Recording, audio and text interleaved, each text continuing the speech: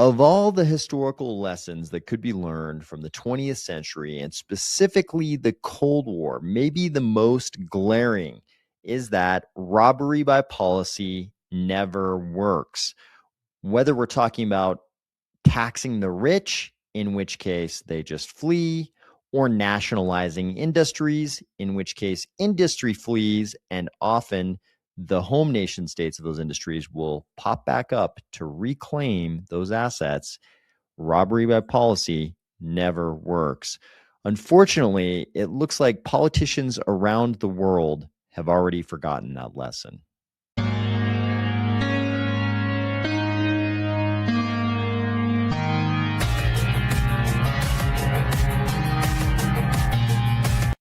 If you think the main lesson that politicians need to learn is that they really, really need to pass the Clarity Act, or if you're finding value in these videos, please consider delegating to the Army of Spies DRep address and the Army of Spies stake pool, ticker AOS. All right. Thank you for joining. Thank you for joining, everybody. Let's see who's here. Omar is here, and he was number one. Raz is here. Raz says, good afternoon, AOS. Good afternoon, Raz. Thank you for joining. Fly Over Me is here. This looks like a good one or a bad one, depending on your perspective. Yeah, I would agree. So these are not crypto guys. They're not crypto guys. They're not even crypto robbers. They're not even robbers from the robbery forest. This is government. This is government doing the robbery by policy. That's what we're talking about here. Robbery by government policy, and why it's such a bad idea. Kind of like all robbery. Hilldog says, let's fucking go. Let's fucking go. Hilldog says, excellent Charles interviews on CoinDesk lately. That's true. Frazik is here. Hello. Thanks for joining. Joe Davidson is here. You made it. Thank you. Frazik says, nasty looking bunch, but at least they have some nice suits. Yeah, I was a little disappointed. You notice the AI almost, kind of lined up the pinstriping on the pocket versus the breast here, but it did not line up the pinstriping on the shoulders. Otherwise, I would have said, not too bad for AI. I would have said AI was a little cognizant of just like some basic things with tailoring. I couldn't quite tell if these were functional cuffs or the fake cuffs, the buttons, functional buttons, but not bad for AI. Not the worst AI suits ever. Not the best, but not the worst. Eric Williams is here. Let's go. Brian Packard is here. Good evening. Good evening. Dr. Doak is here. Howdy. Thank you for joining. Otis Fricho says, wait, is the third guy from the left having a cigar while wearing a mask? Robbery is getting real. Let's go, AOS fam. It kind of looks like it. It kind of looks like he's got a little, if the cigar were pointed directly at the camera and it was just very ashy and you couldn't see the cherry at all, then it could be a cigar. It could be a cigar. Jay Marie is here. Says, let's go. Electric Gray says, let's go. F regulatory capture. Go Ada Army. Yep. Joe Davidson says, I'm the guy in the glasses. Hilldog says, Army, do you think California will try to claw back from the fleeing rich? I mean, I think the retroactive nature of it was part of what pissed off so many people. So it was going to be retroactive, I believe, to January 1st, if it passed. I mean, we don't even know if this thing is going to pass. Last time I checked, it wasn't even clear if it was actually going to make the ballot. But just having this retroactive billionaire tax was enough for the billionaires, right? It's like people always forget capital flees rents, right? Capital seeks yield and flees rents. And billionaires, you can pull this on people who have no geographic mobility, right? You can pull these kind of things on people who could never put together enough capital to actually change geographies. Billionaires love to change geographies. They will do it at will, and they will especially do it to aid their capital in fleeing rents. And this is like the worst kind of rent. It's sort of the government's always treated as like a zero-sum game. They treat it as like, hey, you moved here, established a presence, you domiciled yourself in our state or our nation state or other jurisdiction based on an assumption of certain taxes, and we're just going to flip it. And now it's like you lose. You thought you were getting tax rate A. Suddenly we're going to impose tax rate B on you. And our only real weapon to keep you here is socially shaming you, trying to shame you on social media for leaving, but we know you don't care. So it's not, they don't really have any tools to retain these billionaires. They're just gonna flee. And they have. Engineer Prepper says, I'm sad that Charles is not part of the 32 companies selected. Are you talking about the new White House council thing? I mean, Charles has been himself when it comes to Sachs and the rest of the White House treatment of crypto and Trump coin and Melania coin and all those things. So we can't really be surprised, right? I would want the founder of our ecosystem to be honest about those things. And the price we're going to pay for that is we're not going to make lists like that, right? If that's the list you're talking about. Joe David says, oh, never mind. If they're not crypto guys, I'm not Gov. Okay, fair enough. Uncle Thanos, thanks for joining. Hey, thanks for joining. Billionaires can move anywhere. Yep, agreed. Guinness Speaks says, hey guys, what's up? Better late than ever. Than never. Yep, absolutely. Thank you for joining. Now Gavin is looking at 9 cents a mile plus gas taxes. Crazy. Yeah, I mean, the problem is when you have extensive social programs, you've got to pay for them somehow. If you're the U.S. federal government, you can just print money to cover holes like that, but the states do not have that privilege. Phil says, "G'day guys, joined another one live. Thank you for joining." Daddy Joe says, "Good evening, AOS. Let's go, let's go." Engineer Prepper says, "Yeah, and I know he hated them, but it sucks." Yeah, it sucks. I mean, the other option would have been to just lie and say that David Sachs is awesome. And I personally wouldn't be able to stomach it. Silence maybe would have been an option, but none of us. I mean, I think nobody in the Cardano ecosystem would have been able to stomach a straight up lie. Him saying it's great or whatever, and silence wouldn't have been Charles's style. I mean, he's an outspoken guy, so I'm definitely not a billionaire. I'm definitely not a billionaire. Not at all. I'm a normal kind of guy. Is like the banks crying about stablecoin yields so they try to stop it, but then DeFi gets stronger. Yeah, I mean, you can make that argument. I mean, there's a fundamental discussion you bring up that we never actually have. And that's whether or not stablecoins are actually good for crypto, right? They're definitely very convenient and they're definitely useful for DeFi, but like sort of net, are they actually good for crypto? We've definitely had discussions on this channel about how, when you have things like ADA staking, and then you've got stablecoin yield on Coinbase, it's pretty easy to understand how stablecoin yield on Coinbase probably isn't good for ADA staking. You know what I mean? It's like you can argue a lot of positive things about stablecoin yield on Coinbase. And certainly when you compare it to a Chase savings account at like 0%, basically, it's all kinds of good. But if you think to yourself, like, okay, but in which universe stablecoin stake yield on Coinbase versus not, in which of those two universes do you have more money in something like ADA staking? It's pretty easy to figure that one out, right? Jay Coco says, good evening. Uncle Thanos says, mining fiat is just a hobby. Yep, that's how I feel. Employers often do not agree. When employers start to understand that your time hanging out with them during the day is just your hobby and it's not like your real shit, they tend to get offended. The managers tend not to approve of that one.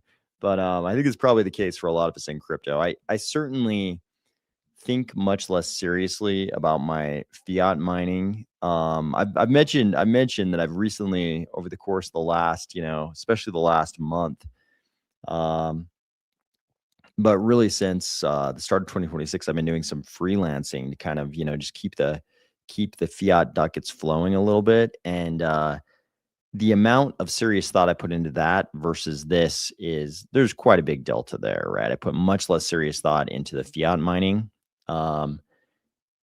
for obvious reasons. But the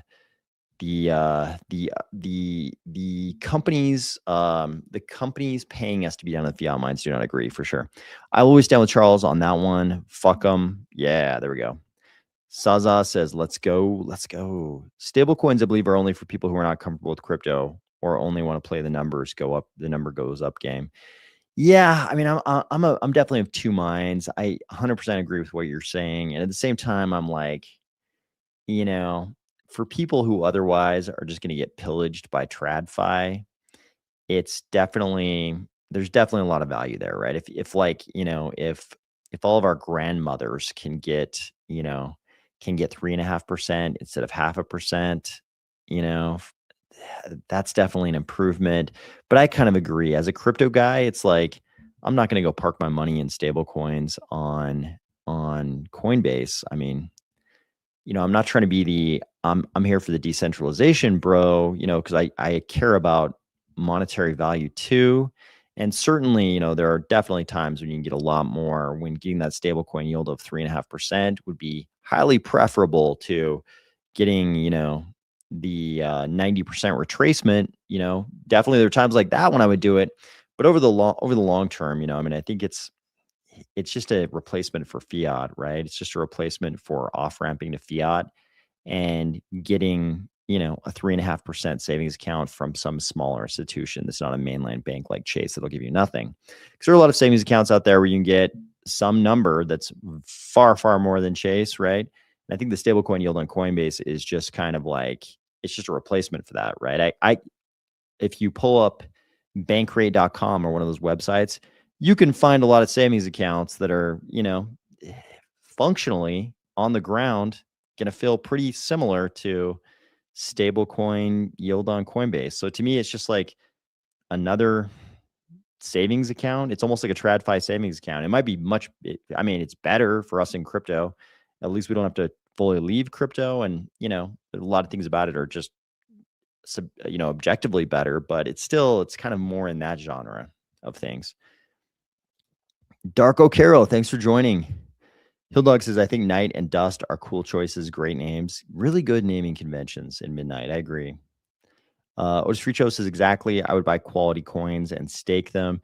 Me too. Although I've said many, many times, if we have a normal cycle, I will definitely try to sell and not round trip it. And, if there was yield on Coinbase, I would definitely consider, instead of going all the way out to fiat and putting it into something in the TradFi world, I would definitely put it into Coinbase. If I could get yield on Coinbase, depending, I would be thinking about things like, the lack of FDIC insurance, a lot of factors there, but I would consider it. But so, I mean, on the way down, I probably, if I could help it, I would try not to take that 90% retracement, but, also just took, the whatever 80% retracement by accident. So there you go. Okay, let's get into this. So we're going to cover a few things, then we're going to talk about this robbery by policy thing. So I think people have already gotten the flavor of this. We're not talking about robbery in Cardano or Cardano policies amounting to robbery. In fact, I would argue it's the opposite. Like the way Cardano operates is more like we're handing out free money to people, and in some cases we're being naive and silly about it, and probably handing out far too much money, I would argue. As you can tell from my votes as a DRep, I'm definitely more on the let's give out less money tip. So we're not talking about that. We're talking about government policies that amount to robbery by policy. But first, let's talk about a few Cardano things. I want to hit a little good news here. So Weiss, so funny. We were just talking about Weiss the other day. I was talking about how Weiss sort of bounced back and forth. There's like this elasticity. It's like one month Weiss seems super pro Cardano, and then the next month we get a bunch of very critical stuff. I'm sure they would call it objectivity. It seems kind of almost split personality probably to us in Cardano, a little, Dr. Jekyll and Mr. Hyde ish. But right now they're on a Cardano positive tip. It's like being body positive, but they're Cardano positive. I would argue that Cardano is not body positive. We're probably more like the body shamers. But I would imagine Cardano, if it were personified, would be a very fit carnivore. But Wise Crypto has this to say: say what you want about Cardano. One thing that can be stated as a fact is that the team behind it is composed of world-class researchers. When it comes to the tech, they know what they're doing with Night. I like that they're talking about Midnight as just a part of Cardano. That's absolutely how I feel about it. They say skepticism is essential in crypto. After all, 99.9% of new projects are junk. Also true. Night appears to be something completely different. See why our senior analyst thinks this project has serious potential. And then they've got a whole thing here on Night, a whole video. So you can check out that video if you're interested. Usually when I watch these kind of videos, it's just kind of interesting to see how people kind of outside of our ecosystem are approaching and thinking about Cardano. I don't usually get that much information. Like seldomly when an organization from outside of Cardano does a Cardano thing, I don't really learn anything because we're already inside. We already kind of know most of the things, but it's interesting to see how they approach it. So anyways, Weiss this month is pro Cardano. They are Cardano Pro, which is kind of nice. Yep. What does Free says? Yeah, there's a use case for stables, but not a priority for me. Yep. Here is, I like it when we see projects that seem to be doing something good in Cardano. This always makes me happy. So this is quite a nice video with, this is like the founder and the CEO and the COO. Quite a nice little video they did going back and forth, talking about their project a little bit, but I like the way they laid this out. Having said that, I don't know anything about this project. You know, I don't know what they're doing, how, you know, how they are, how they have made their project a Cardano project. I don't know anything about any of those pieces. I don't know if there are assets involved. I don't know about any of that stuff. So don't blame me for any of those things. But I like these kind of posts. So this post says, plastics.io, 2 founders, 6 years building, 10 million kilograms verified, Danone, UNDP, 3 governments. Here's how we got here. They talk about building relationships with Danone, Spain, UNDP, the governments of India, El Salvador, and Armenia. I like this because the microplastics thing is pretty alarming. The microplastics, according to all reports, are in all parts of our bodies, including certain parts that men would probably rather not have microplastics in. So if these guys have taken 10 million kilograms out of the environment, I'm in favor of that. I won't even try to think about or estimate, you know, taking sort of bulk plastic out of the environment, what kind of effect that has on microplastics. But as soon as the microplastics thing came around, it was sort of like, oh, we're not just talking about, you know, this giant patch of plastics floating around in the Pacific. That's bad enough. Now they're inside of our body. So anything we can do to take the plastics out of the environment, I think that's great. So again, I don't know anything about this project really. I don't know what they're doing on Cardano, but I like that Cardano has projects like this that at least, you know, on paper, this certainly looks like it's aimed in a good direction. So I like their goal. This is kind of like World Mobile to me, right? I don't know anything about World Mobile and its coins, its tokens. Don't know anything about that part of it, but I like the mission. Same thing here. I like this mission. If they're taking millions of kilograms of plastic out of the environment, I'm in favor of it. Having said that, that's just their mission, which I like. Don't know anything about the rest of it. Daddy Joe says, I think you're talking about Weiss. They must have loaded up their bags recently. I hope so. I hope an organization like Weiss, I hope they love us and they've loaded up their bags. I hope so. Have a good day. My wife has just gotten home. I'll have to watch the rest later. Sounds good, Rads. Thank you for joining. Have an amazing day. You too. You too. Have a great day. Sad to see Noom died. See how a lot of Catalyst money doesn't always work. I didn't even know that Noom died. That's brand new news to me. I'm sad to hear that. But yeah, I mean, we have to remember that we're basically doing VC work with Catalyst. Catalyst is a VC fund, and the vast majority of projects are going to die. Like the vast majority are going to die for sure. Sad to see it though too. Family G7 says, I understand that all these companies trying to enter crypto are great and all, especially in Cardano, which I believe has the best potential due to its governance. I agree with that. Good summary. Otis Fricio also didn't know. Noom died. That is sad. I want to support that project, but can never pull the trigger. However, giving out money for this kind of plastic stuff should go through an ICO, run a node, get people to delegate to your pool, and then earn from that, getting money directly from the treasury. Like I said, I don't even know if I don't know if they've gotten money from the treasury. I have no idea. I don't know anything about them. I just like their mission. First, we need to build our infrastructure. And then if there's something else we can do to onboard projects to create more network effect, I can understand it. I agree strongly with that. I agree strongly with that statement. But I don't see this company bringing us anything we couldn't achieve with something like a video game, for example. I don't know. Are they asking for money? I have no idea. I don't know what they're doing. I just like their mission. Flower Me says, I love Noom. Brown Birdo says, looking at the Plastics website, they say they are partnering with Cardano and Endmaker. So sounds good to me too. Let's fucking go. Yeah, I mean, I have no idea if they're asking for money or if they're just like, hey, we're here. Look at this cool thing we're doing. But like I said, kind of like World Mobile to me. I like the mission, and I think it's okay. I think it's okay to point out when a project has a really good mission. I think it's okay to point that out. You know, and that's sort of, one separate thing from whatever else they're doing in the chain. Obviously, if a project is doing bad things, not saying these guys are or the World Mobile is, but a project could have a good mission and also do bad things. Crypto is full of projects that sound like they're doing something wonderful and altruistic and are actually big scams. That's certainly the case too. So I'm not saying that doesn't exist, but if you can keep the plastics out of our testicles somehow, that would be fantastic. And if removing 10 million kilograms from the environment keeps a microplastic out of even one man's testicles, I'm in favor, because that one man might be any one of us. Cardano only needs to fund one good project. Even Berkshire and Hathaway only had a few hits. This is a good point. I mean, this is portfolio theory. This is the portfolio theory of VC funds for sure. And I've actually argued recently that I think midnight might be the killer DApp for Cardano. I mean, I'm not saying that's the case, but I'm saying it's possible. I'm also saying maybe we've never had a better candidate for it. Uncle Thanos is sad to see Cardano own ecosystem struggling to survive. I mean, it is, but also when we do this 90% retracement thing, it's always like this. Everything fails during a 90% retracement, right?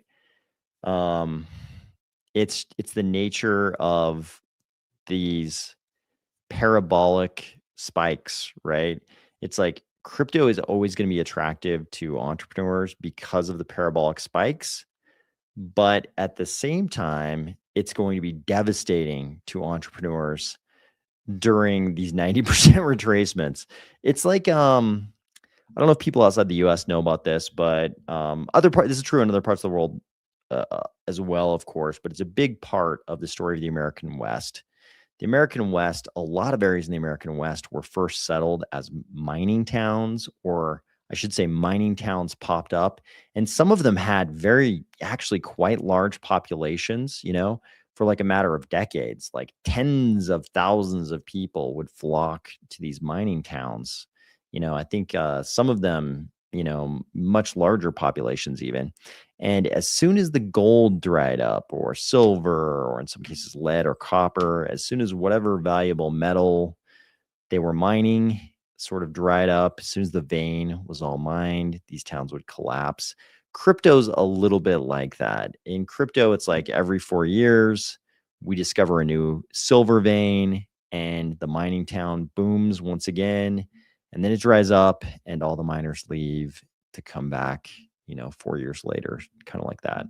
So part of the tragic nature of crypto in a way. They all want money. Come on now. Yeah. Further reading, the Plastics platform is built on Celo blockchain, so probably expanding to new chains, namely Cardano next. Okay. So if they're built on another chain, they talk about execution alignment on Cardano. Hey, if they're just expanding to Cardano, that's great too, right? We want projects on other chains to expand to Cardano. So this is great. And actually, if you watch this video, it's quite a nice little video. Fly over me too. Omar says not just the Pacific, they're in all major oceans. They rotate one way north of the equator, any other south. Yep. Yep, lots of plastic in the oceans. The whole plastic thing affected me so much that I don't microwave anything in plastic anymore. Same. I either throw it away or avoid anything involving plastic. I don't even buy bottled water anymore. Same. I buy those little metal bottles, um, for sure. I drink from glass or aluminum. Yep, yep, same. Boom and bust cycles are what crypto has in abundance and what the regular economy needs. Cycles are necessary for innovation, survival of the fittest. Yeah, I mean, if we weren't comfortable with this, with the boom and bust nature of crypto, none of us would be here, right? We would have all fallen out of the first cycle because it's so brutal. It's a certain type of psychology that can survive it, actually. If people realize we have very few users yet still a huge volume, imagine if Cardano gained even 1 million active users, demand would surge and supply would shock the market. Yeah, the amazing thing about Cardano, people talk about it like it's this like hidden weakness.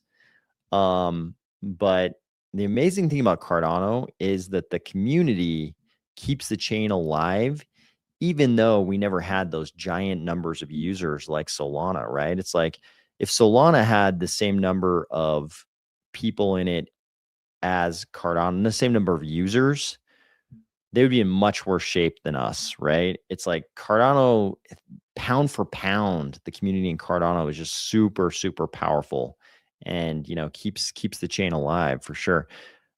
Some fell during deep bear markets like this. The ones that survive turtle up and get really conservative on spending, like an afternoon siesta or something. Yeah, yeah, it's kind of true. Kind of just like hibernate until times are good again. Hopefully building during the siesta. You hope they're building, but hard to say.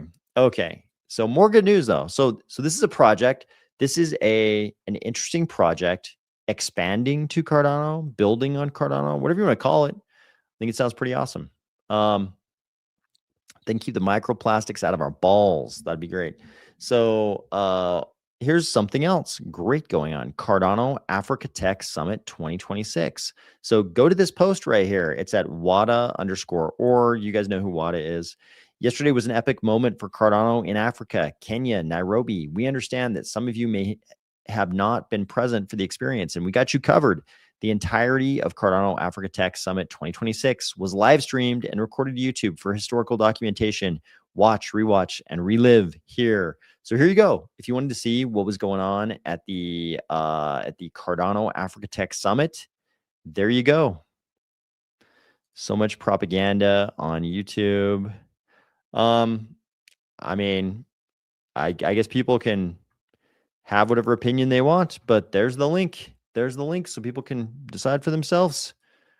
Here's some more kind of positive news. So I don't know anything about this poster. Let's see. I don't even know if this is a big account or a small account. Okay, pretty big account actually.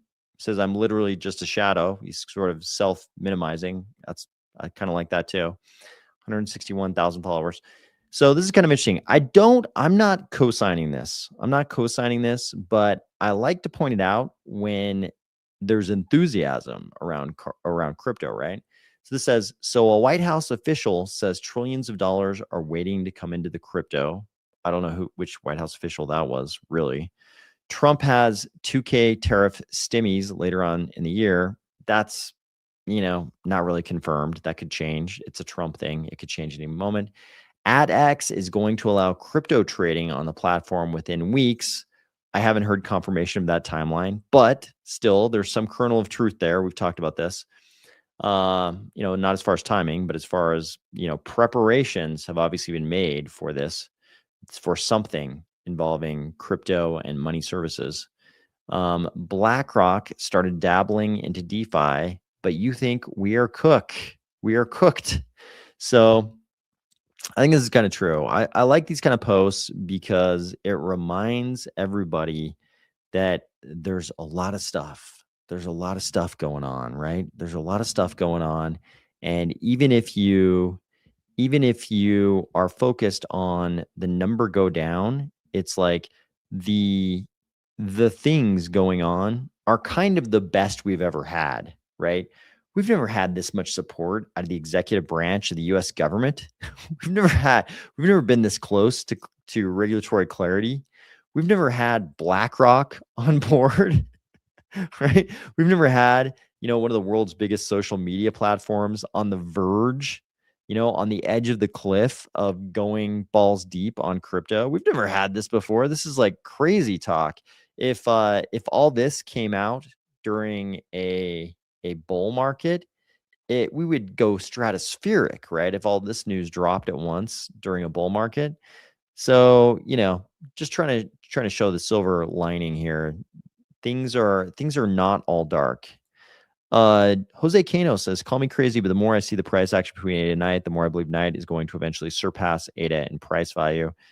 If you're talking about like market cap, yeah, I mean, anything's possible. Whichever chain provides more utility is probably going to have a higher value, right? It's probably going to have a higher value. And if you think about it, one thing to ask yourself is, I guess there's two things to think about. For me, there's two things to think about. One, they will forever be intertwined because the token that produces the gas to be used on the one chain lives on the other chain.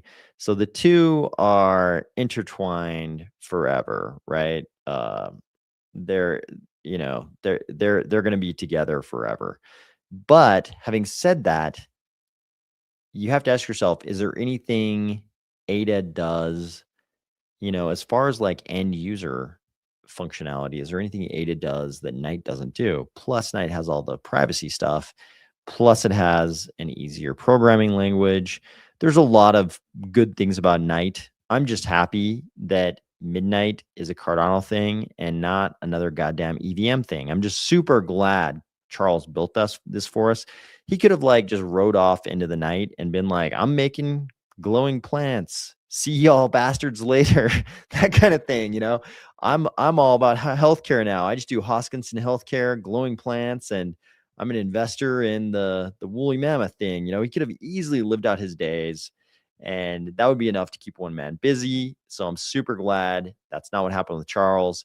He built this awesome thing called Knight for us, and now our worst problem is, okay, in crypto we have a lot of problems, but as far as this goes, the worst problem is trying to guess which one will be worth more money, Cardano or Midnight. That's a great problem to have about those two.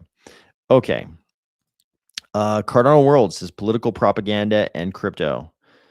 Hopefully political propaganda will always be a part of our modern reality, and crypto, I hope so too.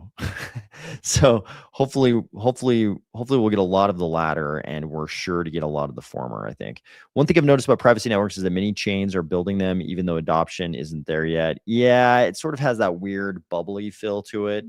It's like they all sort of like realized that the trend is privacy. So you're starting to see all these posts like, I mean, just today, I won't name the blockchain, but today I saw a blockchain. It's like the post was literally like, this blockchain is the only one building out privacy. And of course, Cardano people were all over it, like, what the fuck? What the fuck do you think Midnight is? And, whatever intern wrote that social media post probably has never even heard of Midnight. So that's where we're at.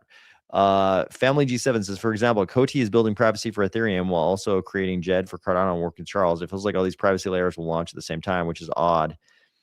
Yeah, I mean, I think I like Shahaf Bar Geffen and Coty, but at the same time, like, go ahead and build your privacy solution on Ethereum, and we can stack it up right next to Midnight and see what's cooler. You know what I mean? And Cody's very capable. They can build great things too. So but we'll put them both at the starting line, and we'll see how they look, right? Do you think there's still innovation in crypto or it's plateau? No, I think there's going to be huge innovation in crypto. Unfortunately, the gatekeeper to a lot of it, it's not so much that somebody has to innovate, right? It's not the technical innovation that has to happen. It's the policy innovation. There's so much we could do. You know, I've said this before, but a long time ago, before I had this channel, before anybody in Cardano had ever heard the name Army of Spies, I used to do these little videos for my friends because they would ask me questions about crypto all the time. I do these little videos. And I did a video. God, I won't tell you the circumstances, but what I was traveling through what I was traveling through as I talked into this microphone was the interesting part, because it was something very out of the ordinary that I was traveling through, a circumstance that I was traveling through. But I gave this video and I was like, and this is, this is long before Cardano ever had smart contracts or anything like that. This might have been before Cardano, even before Cardano ICO. But basically, the gist of the little video I did was, hey, there is like, there's like, you know, people who work in the front of house in diners in like small rural cities, there might be somebody working in a small town in a diner in, the rural South, and there's pretty much, no chance that person, making minimum wage plus tips can take 5% of their tips. And realistically, they're not, I'll put it this way, realistically, they're not going to take 5% of their tips as a server in that diner and be able to buy a little tiny fractional share of, like a an office skyscraper in downtown Manhattan. That's not going to happen, right? Because they'd have to scrap together enough money to, get a brokerage account, and they'd have to figure out how to, buy into some REIT, and the REIT really is just going to give them a little bit of some gigantic portfolio stuff. But with crypto, this is back in the day before we talked about tokenization that much in Cardano, at least, because I don't even think Cardano existed this time, maybe. But in crypto, we could tokenize that building, right? And you could sell a little tiny, like you could sell $5 worth of that building, and let this person working in this rural diner, far, far away from Manhattan, they could own a little tiny piece of that building, and who knows, maybe every paycheck they put a tiny bit in. And it could be an interesting new way for people to build wealth in crypto.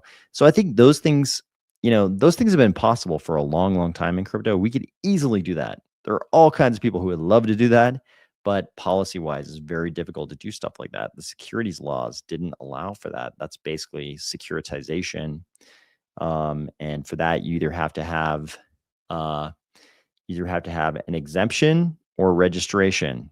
So that's been the big problem. But I think there's a lot of innovation left. We just need policy to allow for it, and that's part of what the Clarity Act's starting. Now they're saying utility is hot. Yep. Before they were saying utility does not matter. Yeah, that's true. That's true. For a long time, they said, for a long time, it was utility doesn't matter. It's just like, let's do the NFT casino. Let's do the meme coin casino. Whatever chain can scale the best to provide the best token casino, that's all that matters, right? Real utility doesn't matter. Governance doesn't matter. Just be Solana. That was kind of the message that was, sent out to the entire crypto space. Cardano, of course, did not listen and just kept doing its thing. Thank God. Charles is a Chad. I smack the like. The algorithm is boosted. Thank you, D9U. Appreciate it. Just by both. Night complements Ada. So when one does good, it can enhance the other. I feel good about that. We already have crypto-themed political propaganda in crypto. You can't separate the two. It's just people being people. True. Coty feels like scam chain to me. I don't really pay too much attention. I pay attention to Coty when they're doing stuff related to Cardano. I used to pay attention back in the day, when to sort of contrast the benefits and costs of a DAG like Coty versus a non-DAG blockchain like Cardano, right? There's some interesting comparisons to be made there. So I would talk about Coty in that sense way back in the day. Aside from that, I don't pay too much attention to Coty. Obviously, I paid attention to it in the context of Jed, but that was about it. So I couldn't really say one thing or another. Brown says, nah, not a scam, just a day late and $1 short in a lot of ways. Okay. Streetwise, we were innovating, but the rest of the industry got stuck in the casino phase. True. Crypto is fighting against the boss of all bosses, the petrodollar, an enemy powerful enough to destroy the world as we know it, just to stay in power. So yeah, crypto will take a while if we make it. Yeah, I mean, so there's always going to be this like period of coexistence, right? So no matter what happens to the petrodollar, we're already in this era of coexistence, right? I mean, there's so much money already in crypto. it's like the amount of money already in crypto, even right now at the bottom of the market, is unthinkable compared to what we were looking at in like 2013. So, there's going to be this period of coexistence, and, it's like fiat's not really going anywhere in the short term. So what happens long term, who knows? But um crypto's made pretty good progress since 2009. Frazek says about innovation in crypto, the thing that bothers me most is that the banking system in Brazil, specifically the PIX system, is way more convenient than doing a transaction on Cardano. Yeah, I mean, I've argued many times on this channel that because of de minimis, the lack of de minimis tax exemptions in the US and places like Japan, many other places, you can't even do real commercial transactions with crypto. It doesn't make sense to do it, right? It doesn't make sense to buy coffee with crypto, which was what a lot of us were in it for right at the beginning. We wanted to use crypto as currency. Um, same thing. It's like I end up sending money halfway across the world pretty frequently. And it's often easier to do it. Even knowing everything I know about Cardano, it's easier to do it in fiat than it is to do it in crypto, just because it's so much easier for the person on the other end, right? It's so much easier for the person on the other end, because if I don't give it to them in fiat, they would have to take the crypto and get it into fiat on their end. There are ways if I could talk them into it, there are ways, it could be very similar experience for them. But, as it stands, it's very difficult to convince anybody on the other end of that it's better to take it in crypto if they're not already a crypto person. Okay. Streetwise says also all the stuff coming out of the Epstein files, the Epstein class is unlikely to expedite something like decentralized systems, like real crypto advocates. Yeah, one of the funniest things was in the files was Epstein's sort of like perfunctory sort of dismissal of crypto in a lot of ways, like interest, but also just like straight up dismissal of it, even as he was talking about like meeting with, the Satoshi group basically, or meeting with Satoshi basically kind of thing. It was sort of like, it kind of sucks though. He's like, yeah, I'm meeting with them, but it kind of sucks. Crypto kind of sucks, sort of thing. Rulo, hola, thank you for joining. Okay, I don't know what that means. I don't know what that's reference to. Got to call it night. Fiat mining the AM. Otis Frichov, thank you for joining. Okay, let's get down the road here, guys. Let's get down the road. Okay, this is kind of interesting. So I thought this was kind of an interesting reflection of where we are in crypto. So this post says, when I first worked at the New York Stock Exchange, part of my job was to convince public companies to post their earning calls on social media, which was pretty controversial in the mid 2010s. Even I couldn't have predicted this. And yes, this is a post from Coinbase. This is an overview of our Q4 and full year 2025 financial results. This is their end of year financial call. And we do have that going on down below here. Brian Armstrong. This looks pretty familiar. This is kind of what you expect. And then up above, you've got the little 3D runner, video game footage. This is where we are. Just like people will use this kind of footage on TikTok or whatever to hold the interest of people who've been conditioned not to be able to pay attention to anything for longer than 8 seconds. This is also the case with our largest public crypto company. This is also how they are choosing to maintain the attention of their viewers. It's kind of wild to me, but not surprising. Adam Olson says, if we are really going to be in a bear market until 29, I'm going to hibernate in a bed full of bullet ants. Yeah. I'm with you. I feel the same. I'm with you. I feel the same. The Zoomer split screen is hilarious. Yeah. I mean, I kind of like that Coinbase is just leaning into it. I don't want Coinbase to be doing an impression of Wall Street, right? I don't want Coinbase to pretend like they're just the latest incarnation of TradFi. I want them to lean into our sort of online digital culture. So even though this is super silly, and the fact that this exists and that, so many people have been conditioned to have very, very short attention spans, it definitely sucks, but it is a part of the current online digital culture, and I kind of like that Coinbase is leaning into it. Yeah. Um, yeah, that's what I'm afraid of. I'm like, when I first saw it, I was like, "Oh, this is like hilarious commentary on, what short form video has done to people's attention spans." But then I was like, also, there's probably people in the Coinbase marketing department who are telling them this is a good idea for purely functional reasons too. So that part's a little bit scary. Okay. Moving on, guys. Moving on. We're going kind of slow tonight, so I'm going to try to speed it up a little bit. Here's the actual thing the thumbnail is about, right? So we're going to cover this piece of it. But I think, obviously we've talked about the California billionaire tax. I think this also applies to nationalization of industries. Famously, that was the excuse, part of the excuse the executive branch used for its kidnapping of Maduro. They would call it arrest. I would call it arrest. But, a big part of it was the nationalization of U.S. oil companies' investments in Venezuela.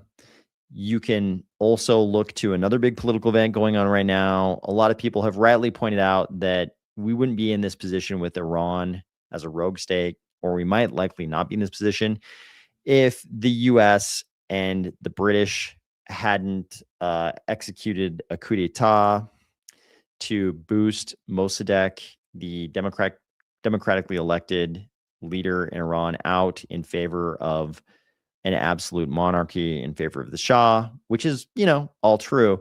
But the big reason the British were in for the coup d'etat that got rid of Mossadegh and installed the Shah as an absolute monarch was because Mossadegh was nationalizing the Anglo-Iranian oil company, right? And the U.S. obviously also had oil interests in Iran. Plus, they were worried about the Soviets moving in. My point is, the same thing always happens. Whenever you do this robbery by policy thing, whether it's taxing the rich disproportionately, right? Taxing them at a much different rate, whether it's taxing the rich disproportionately at a much different rate or in a different way. Sure, we have tax brackets, but there's a very disproportionate form of this, like these billionaire taxes. Whenever you do that, or you take other people's shit, like when you nationalize the investments of foreign companies in your own country, whenever you do that, there's always trouble. It never quite works out, right? In the cases of Venezuela and Iran, you had very serious government action that unseated the leaders. California saw their billionaires flee, and now we see the same thing in the Netherlands. This post says, is there a way to short the Netherlands? The Netherlands is launching a 36% tax on unrealized capital gains. Taxing unrealized gains already failed in Norway. Norway's government expected 150 million plus revenue from taxing unrealized gains. Instead, it caused a massive $54 billion to flee the country, and it cost them 600 million instead. So here's a post laying out the same kind of parameters around Norway's similar tax, unrealized gains tax.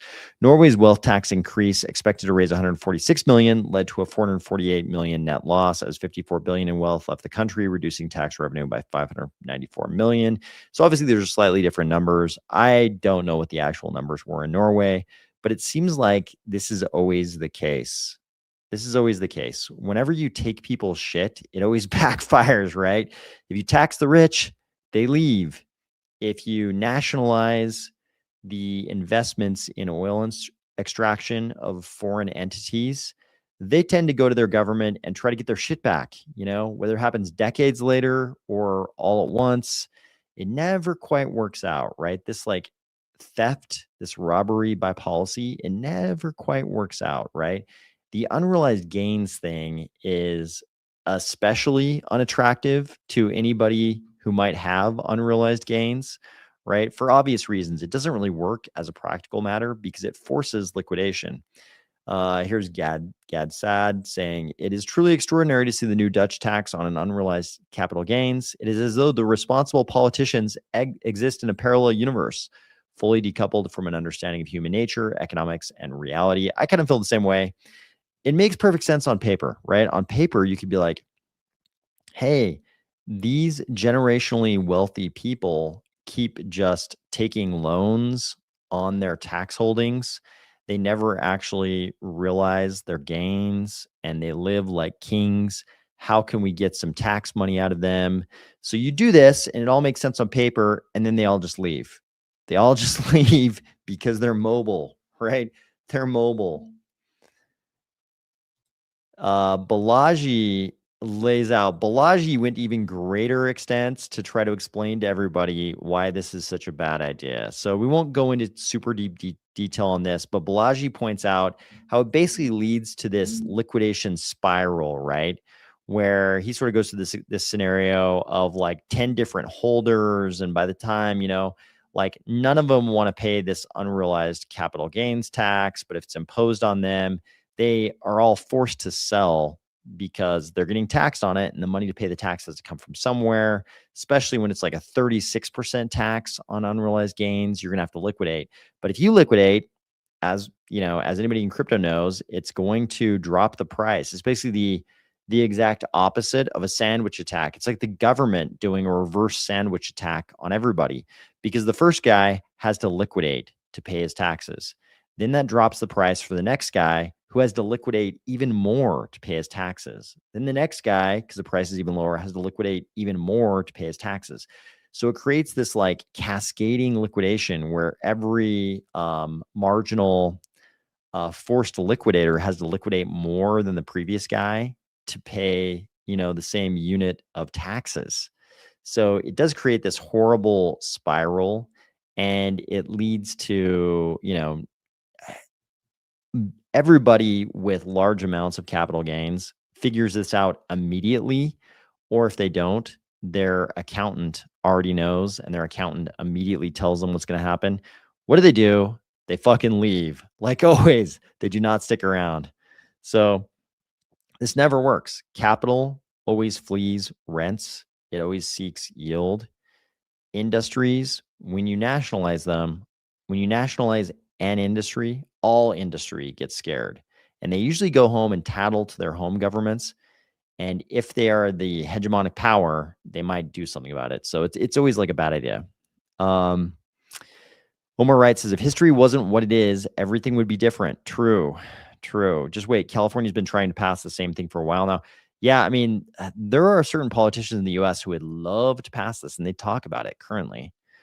Unrealized gains tax, not giving an F about the fact that everything we ever purchased was with already taxed income. Yet they tax you on every purchase and every year. We are almost hopeless now. Omar says, we used to have extremely high nominal interest rates for the most wealthy citizens. I guess that was after the Great Depression. Okay. Oh, tax rates. We used to have extremely high nominal tax rates for the most wealthy citizens. Okay. Um, what's interesting about that is, not too long prior to that, we had no income tax. So there's that. What makes the Dutch tax effective is that it hits everyone, not just the rich. Ordinary people can't flee. Yeah, great point. This is exactly true. The rich flee, the average person just gets fucked. So what do? Right? It becomes marginally that much less attractive for them to be involved in things that lead to capital gains, right? What does that lead to? Less capitalization, which we know is bad for innovation, right? If the average person knows they're going to get fucked this much more on any capital gains, they're much less likely to put money into anything that might lead to capital gains. If you're in crypto, you know already that's going to be bad for innovation, right? If you disincentivize capitalization of innovative things, you're going to have less innovation. It's like super straightforward. Daniil says, Coty promised clients for years and never delivered. Yeah, I paid no attention to Coty, so I don't know. I don't know anything about it. Okay, Brown Beardo says it's correct that on paper rate was very high, but practically no one actually paid that. Effective tax rates were vastly reduced. High tax rates always depress productivity. Yeah, taxes are kind of a weird thing because there are always so many exemptions and write-offs. Like, even in the US right now, this is the story of the US, like no matter what the actual taxed rate in any bracket is, it's like the number of write-offs and the exemptions make the rule, right? I mean, it's like we have we have such wild write-offs and exemptions, right? It's like if you have a vehicle, like auto manufacturers are making trucks and SUVs so heavy just so they fit in to this tax write-off category, right? Literally, we're manufacturing trucks to be heavier so they qualify for this tax write-off. I mean, that's how absurd it is. But the whole game is in the write-offs and the exemptions.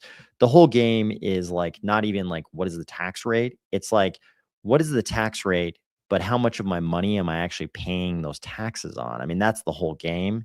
And so the actual tax rate, there's the actual tax rate, and then there's the effective tax rate, and they're wildly different. They're wildly different if you're self-employed. Um, those billionaires got rich by building their businesses in California. True, but they never would have. They never would have if they had that tax. They would have been somewhere else. They would have all been maybe where they're going now, Austin and Miami, maybe. Yep, they will just be fiat slaves forever. Research the Laffer curve. Taxes reduce property indeed. No need to look anywhere further than overtime wages. At some point, you'll be working for pennies. And remember, we got no pennies left anymore. True. No more pennies in the US. I don't know if people outside the US know about that yet. There are no pennies anymore. I mean, there are, but no new ones. No new ones. Okay, this is a little AI news. So I don't know if people have been following the evolution from Claudebot to Moltbot to OpenClaw. But to me, this is one of the big events in the AI story. And I think it's important to cover because it's going to be very impactful on crypto. Like, I think myself, along with anybody else who is at all paying attention, has said for a long time that crypto would be the currency that, AI agents would use to pay each other. Everybody, upon the sort of like surging of AI into the mainstream, everybody immediately who was in crypto was like, oh, this is good because definitely the AIs are going to pay each other. The AI agents are going to pay each other with crypto. That still makes sense. Also, it definitely feels like agentic AI is going to be so impactful on the labor markets, especially the cognitive labor markets. This is all going to be very impactful. And I think this is one of the big pivotal events, right? Not this part, but sort of the Claudebot, Moltbot, OpenClaw story. So here's a recent add-on to this story. OpenAI has hired the guy who created OpenClaw, Peter Steinberger. He's been on a bunch of podcasts recently. If you go and listen to his podcast, it's very interesting what he has to say about OpenClaw, and even more so just what's happening with OpenClaw. This is basically to me, this is the AI that everybody both feared and looked forward to, more so looked forward to, like chatting with Grok or ChatGPT or whatever LLM, in the cloud through a website. That was very, very interesting. But the things that people are doing with OpenClaw, right, deployed locally on your own hardware, this is that wild paradigm changing thing to me. This is the big deal. This guy just went to work. Peter Steinberger just went to work for OpenAI, which to me it heralds all the things you think. Really, what's going to happen now is all of the AI companies are going to kind of shift from, hey, who can put the best large language model in a chat window on a website, from that to who can build the best sort of branded version of OpenClaw. I think that's the point when agentic AI sort of comes to the masses. Like right now, it's open source and free. Anybody can grab some hardware and throw OpenClaw on it, and then you've just got your own little model living on your own hardware locally. You can tell it all your secrets. You don't have to worry about Elon or Sam Altman, having their way with your data. Um, I think this is that point when everybody realizes that that's where things are actually going. So I think this is pretty important. So people are already talking about a K-shaped economy. It seems like whenever there's anything new and trendy, everybody's like, it's a K-shaped economy. They love to say this. It's a K-shaped economy. Everybody in on the trend is on the upline. Everybody not is on the downline, right? They love to bifurcate the world this way. This particular post is getting a lot of attention though. So in 10 years, there will be two classes of people. Economists call it the K-shaped economy. This is like the 59 billionth K-shaped economy, model that's been laid out. The next 2 to 3 years will decide which line you're in. So this post has gotten 1.4 million views, by the way. An overclass that uses AI as a lever to build wealth, automate income, make decisions at high speeds, basically, and an underclass that gets managed by it. So they're saying you're either in this group where you go like this because you're leveraging AI, you're a high agency person who has AI mastery, or you're a low agency person who gets managed by AI. This isn't just coming, it's already happened. Some mind-blowing stats. Workers with AI skills earn 56% more than the same job without them. That's maybe true in some industries, definitely not in all. Definitely not in all. That premium doubled in a single year. I mean, even just cognitive. I know of I'm in a cognitive industry where it's obvious that AI skills could make you at least 56% more efficient, more productive, but the employers aren't paying like this. They're not paying like this at all. Um, Industries adopting AI are seeing 3x the revenue growth per employee. Meanwhile, 90% of workers haven't taken a single hour of AI training, Goldman Sachs estimated. 300 million jobs will be affected by AI by 2028. That's 24 months from now. So kind of interesting. This got 1.4 million views. People are having these discussions. We're getting, I think, especially with what's happening right now with actual agents being turned loose on the mainstream to some extent, some small extent already. I think people are really going to start focusing in on this conversation. Um, he finishes up. That's not an insult. You have the agency to change your trajectory right now, but 6 months from now, the gap will be twice as wide. And a year from now, it may not be crossable. I don't know about that part. I think it'll always be crossable, but yeah, definitely AI is going to have some pretty big impacts. Um,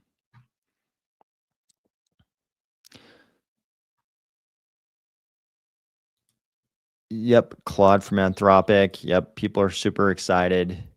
People are super excited about AI in general, as they should be, but also things like this are happening.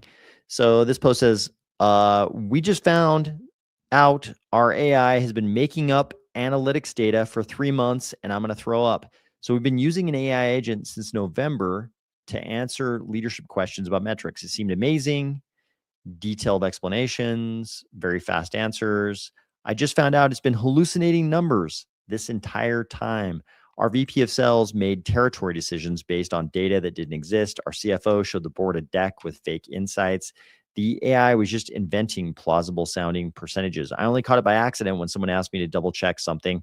I started digging and holy shit, it's bad. The numbers were sometimes from the wrong time periods, sometimes mixing up products, and sometimes just completely made up. But it explained everything so confidently that nobody questioned it. Now we have to review every Q4 decision. Legal is involved. People might get fired. The worst part, I raised concerns about needing validation in November and got told I was slowing down innovation.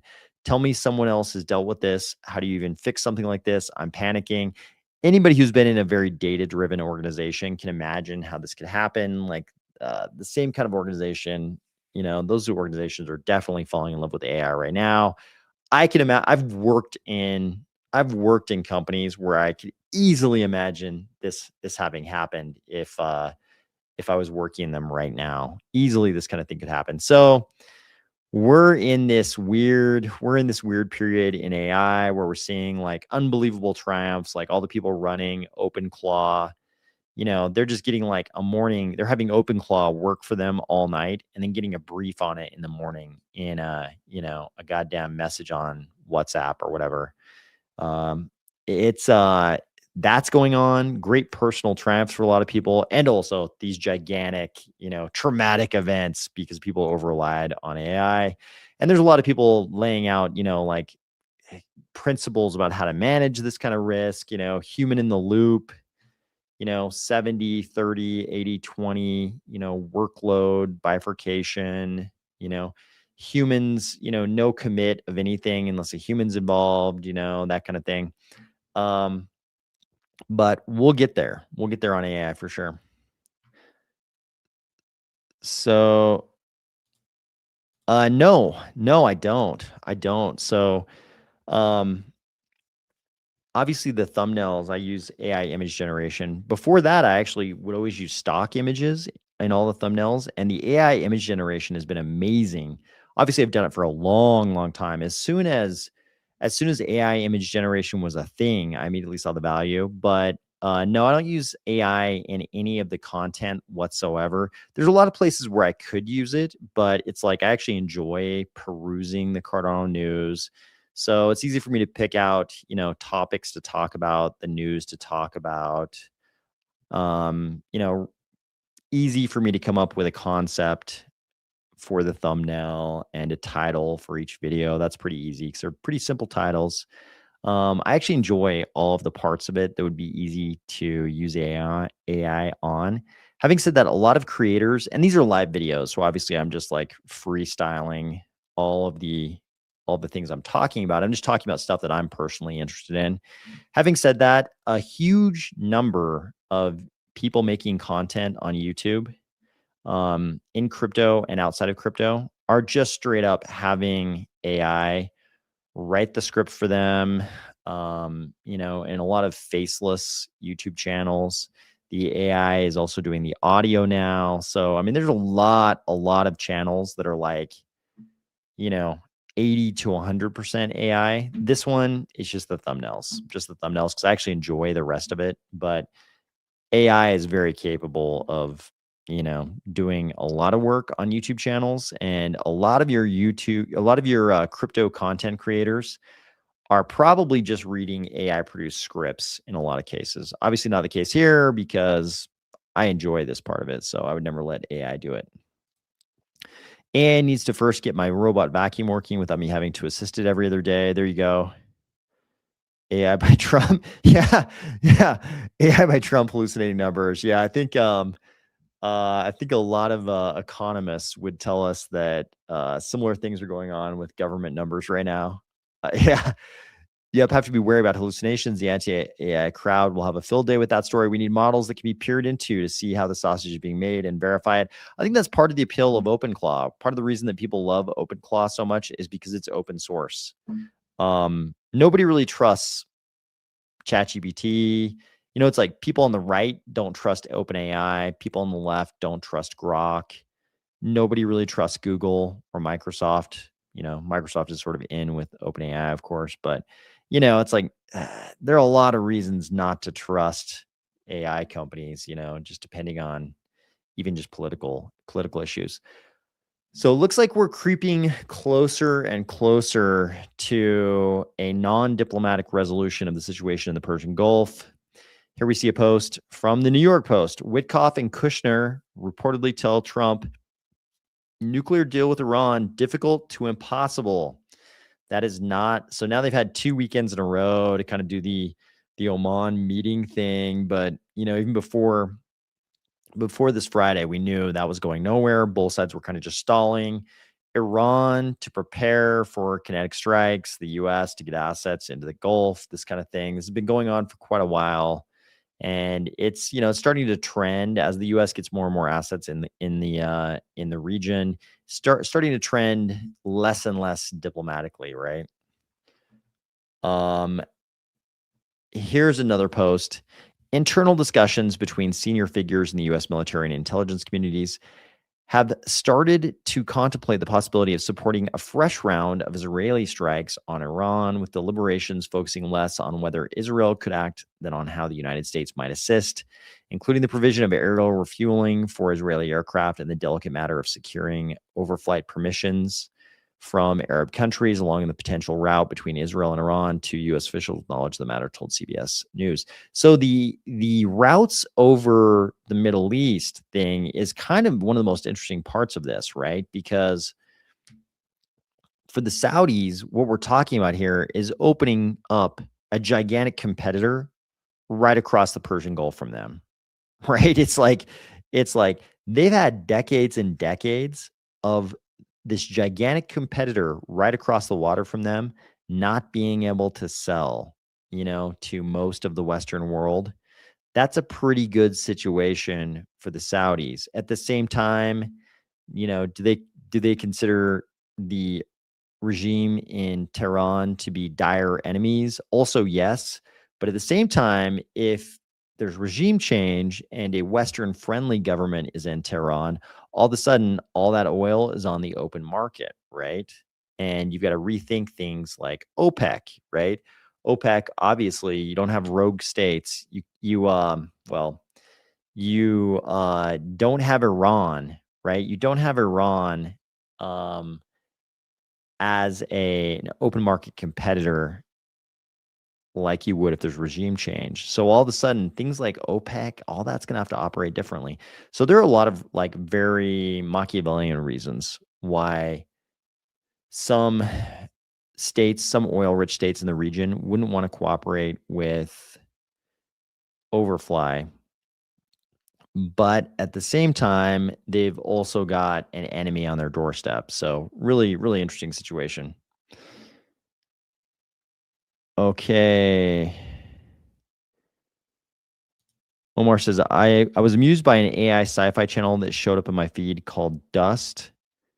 That sounds familiar. I don't think I've seen that one, but that sounds familiar.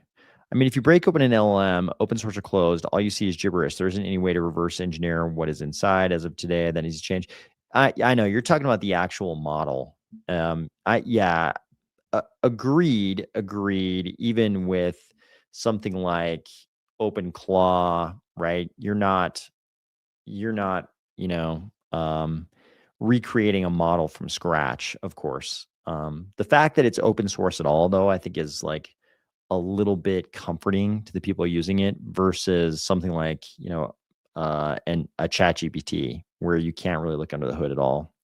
But I agree, as far as the actual large language model goes, you're not, we're not building a large language model from scratch. I agree. Isn't it ironic that pre-Trump, the Dems actually negotiated an Iran deal, which Trump promptly threw out when he got in for his first term? I don't think they want a deal. Yeah, I mean, it's been far-fetched. For me, it's a little far-fetched. It's been a little far-fetched this whole time, right? Puppers says, "What's up, bitches?" I'm glad Puppers is doing good. We hadn't heard from him from a while, so I was curious. Glad to hear he's doing good. We also saw this. So there's a lot of UAP news that makes me want to do a UAP video, and I've kind of held back just because I've got so many other things going on with the, freelance fiat mining going on, and probably having to go back into the fiat mine soon. But this is this got a lot of attention, right? And we'll see why maybe it's not as big a thing as people try to make it out to be. So this is this interview where basically the interviewer, who is this interviewer, basically asks Obama, what about the aliens? What about UAPs? I can't remember if he phrases the question. And Obama, real nonchalantly, just sort of says, aliens are real, but I haven't seen them. There's no, what's the place called? And he can't even remember the name. He's like, is it Area 51? He can't even remember what it's called. He's like, there's no underground base there holding alien bodies, He's like, there's nothing like that. Aliens are real, but there's nothing like that, and he's like, there's no underground base at Area 51 unless there is, and they just don't tell the president. Of course, that's been the narrative in the UAP sort of people following the UAP topic. The one thing that everybody seems to agree on is that since maybe George Bush Sr., the presidents haven't really been briefed on the UFO topic. It seems like they've all gotten this brief that's sort of like, hey, by the way, there are these things in the sky that are unidentified, anomalous phenomenon. We used to call them unidentified aerial phenomenon. Then we decided there were USOs as well. Prior to that, of course, we called them UFOs, unidentified flying objects. But I think the consensus seems to be they all get this. Not all of them, but the ones who ask end up getting this brief, that kind of implies to them there are definitely things in the sky flying around that are not identified. And there's something deeper too. Like Obama keeps sort of, implying that he's been briefed. There are aliens. People saw him say this on a couple of late night shows, say some things, that implied he had definitely been briefed on some kind of non-human intelligence. And nobody could ever get him to elaborate on this. Then he gave this little podcast blurb where he straight up answered the question by saying, aliens are real, but I haven't seen them. Then, of course, sadly, we'll see what he did next. At the end, though, you should be aware the interviewer, instead of drilling down and saying, people were pissed because they were like, why didn't this guy drill down and say, if aliens are real, how do you know they're real? Like, how do you know? You just said aliens are real, but you haven't seen them. So how do you know they're real? Instead, this guy asked, they end up on this topic like, what was the first thing you asked when you took office? And, Obama was like, are aliens real? So unfortunately, he then walked it back. So a lot of people were like, somebody's got to ask him. Somebody's got to ask Obama, how do you know? Please elaborate. How do you know they're real? And so Obama posted this. I was trying to stick with the spirit of the speed round, but since it's gotten attention, let me clarify. Statistically, the universe, as soon as you see that word statistically, you know where he's going with this. Statistically, the universe is so vast that the odds are good. There's life out there, but the distance between solar systems are so great that the chances we've been visited by aliens is low. And I saw no evidence during my presidency that extraterrestrials have made contact with us, really. And a lot of people in the UAP who follow the UAP topic know that there's a little bit of a word game here. There's always a suspicion there's a bit of a word game here because one of the big narratives that a lot of people who follow this topic hold is that non-human intelligence doesn't necessarily need to be extraterrestrial, right? And especially when you have these high-level executive branch figures talking about this topic, the first thing they're very happy to say is that they haven't seen any evidence of extraterrestrials. So that narrative would be they're saying they haven't seen evidence of extraterrestrials, but they're not saying they haven't seen evidence of something that's not us, right? So you can imagine it's possible that if something else has been terrestrial, meaning on Earth, extraterrestrial just means off Earth, not of Earth, beyond Earth.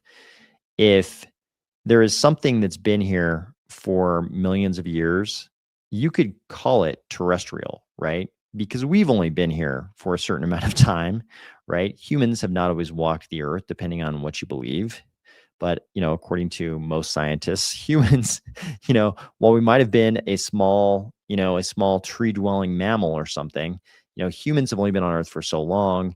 And so, even if he did see evidence of non-human intelligence while he was the president, he may not have seen evidence that non-human intelligence was from somewhere other than Earth. Those are two different things. So there's always this little word game. Going on.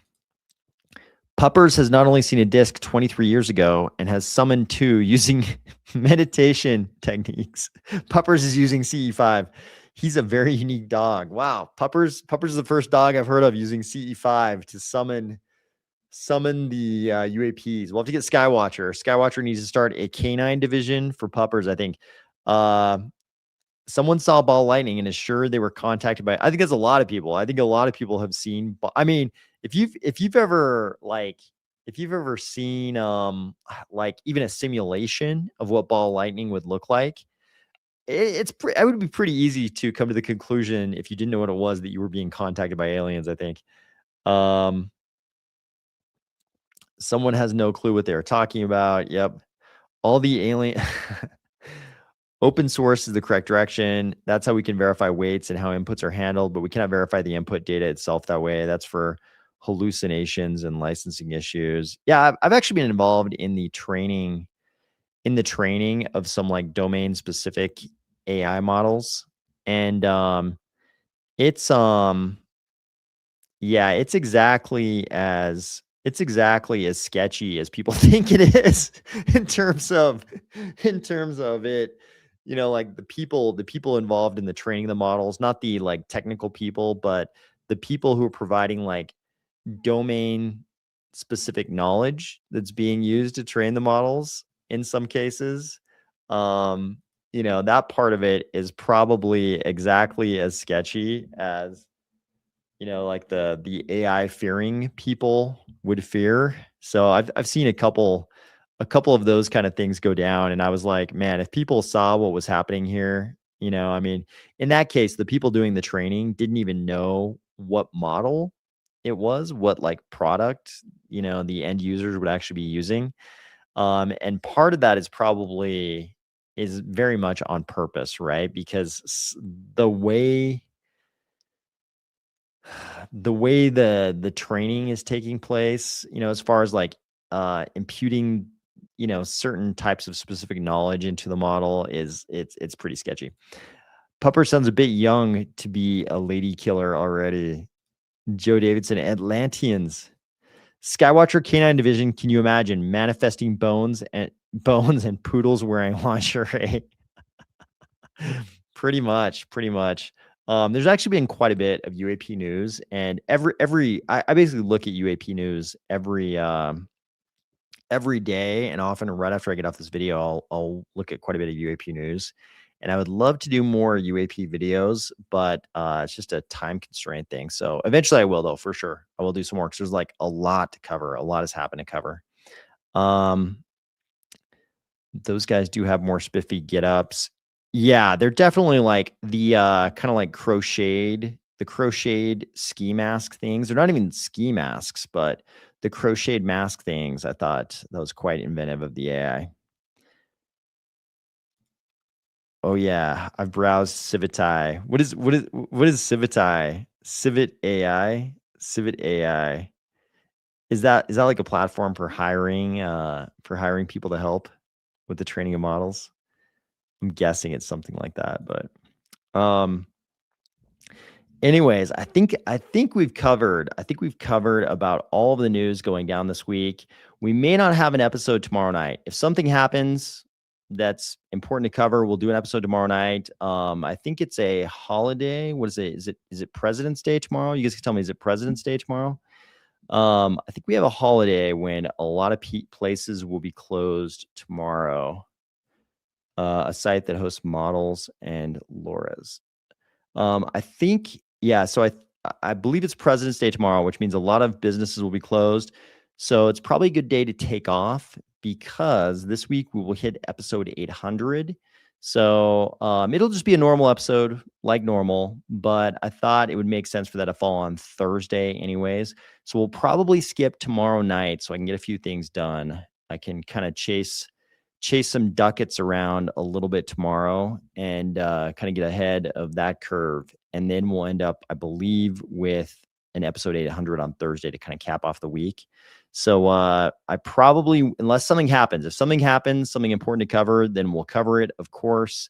But if not, I'll probably talk to everybody not 24 hours from now, but 48 hours from now. But I hope everybody, if you're in the US and you've got the day off, I hope you have a great day off. I hope for everybody else, you're looking forward to a great week and you had a great weekend. And I will talk to you soon.